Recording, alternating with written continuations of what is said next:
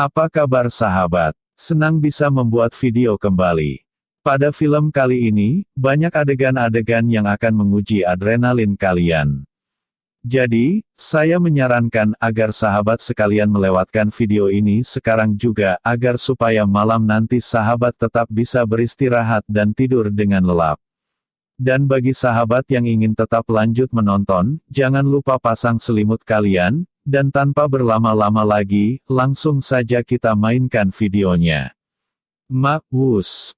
5, 4, 3, 2, 1. Di awal film, kita diperlihatkan sebuah pemandangan persawahan yang sangat menyejukkan mata, di mana itu adalah sebuah desa yang bernama Hiruk Bagja dalam bahasa Sanskerta. Yang mana dalam etimologi berarti desa hidup bahagia.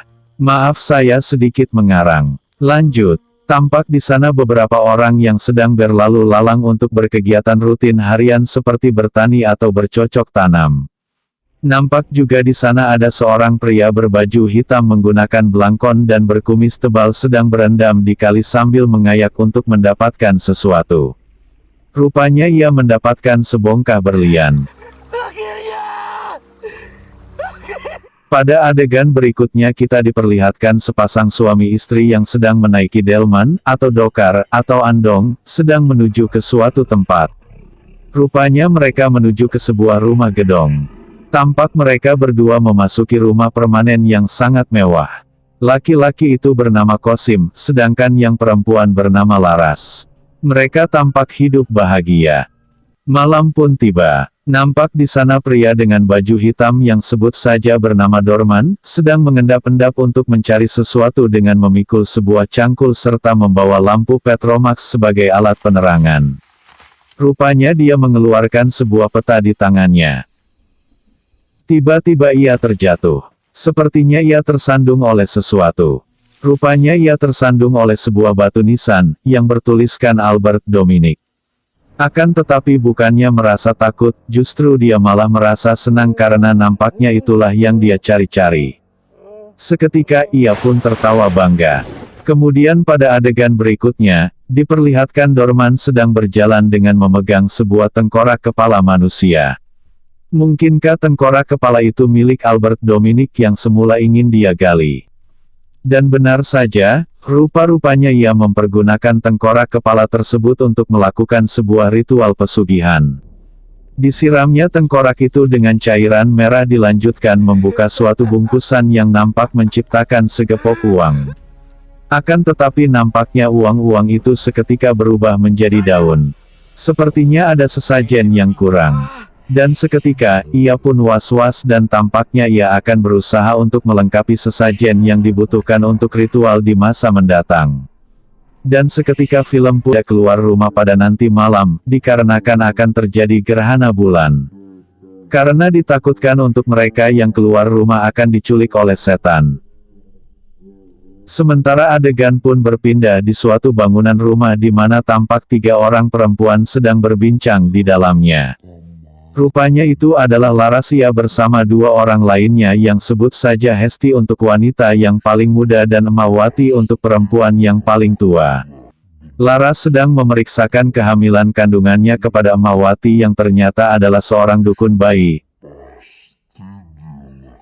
Dikarenakan sore hari sudah tiba, Laras pun membayar sejumlah uang kepada si emak dilanjutkan dengan berpamitan bermaksud untuk pulang ke rumah gedongnya.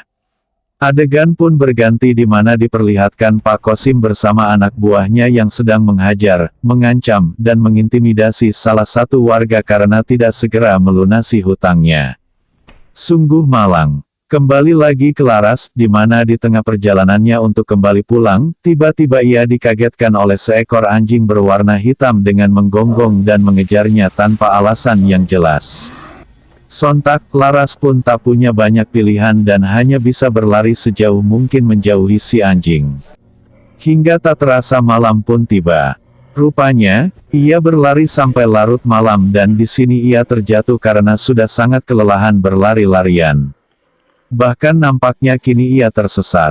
Tiba-tiba ia dikagetkan oleh sosok pria berbaju hitam. Laras pun merasa ketakutan. Sementara si pria tidak mengatakan satu kata pun dan hanya menyulut sepuntung rokok di mulutnya. Dihisapnya, lalu asapnya dihembuskan kepada Laras. Sepertinya Laras terkena hipnotis.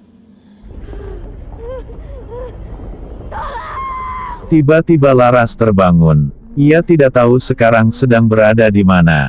Hanya bisa berteriak minta tolong. Tiba-tiba dia terperosok ke dalam tanah.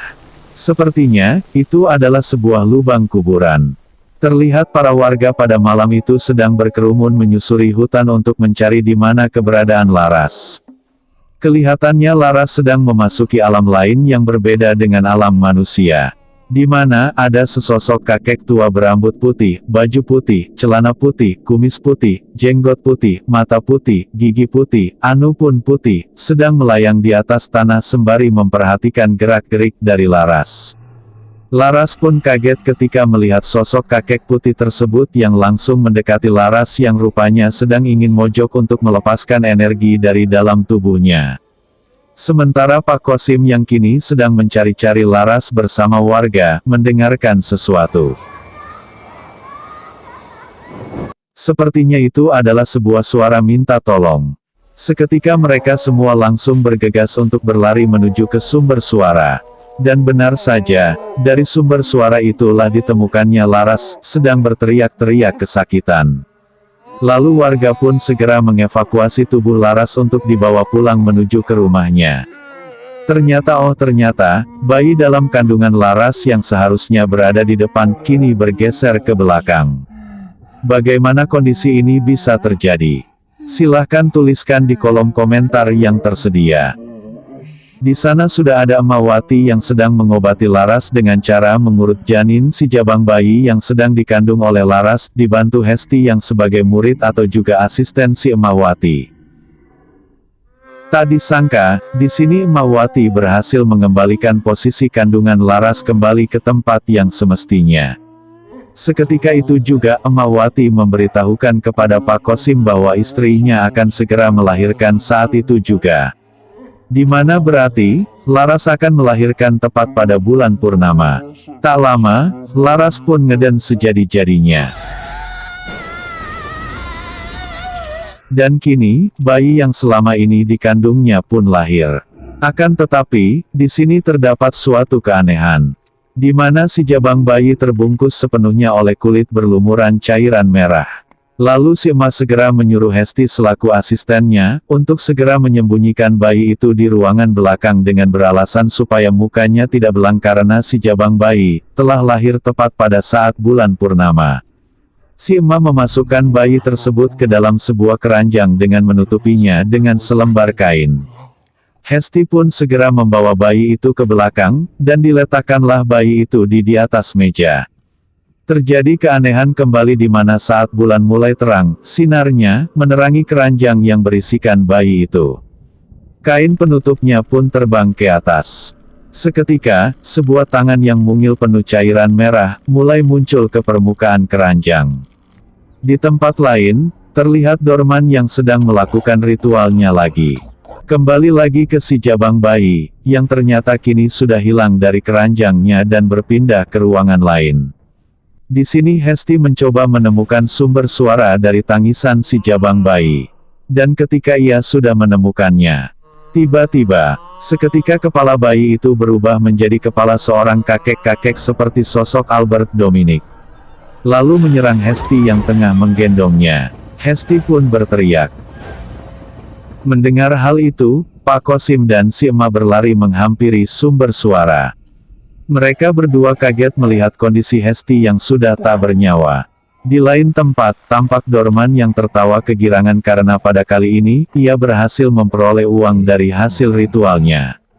Sementara itu, Pak Kosim tampak sedang menyuruh si emak membuang mayat Hesti dengan memberikannya sejumlah upah. Anehnya, Pak Kosim mendengar suara tangisan bayi dari balik semak-semak.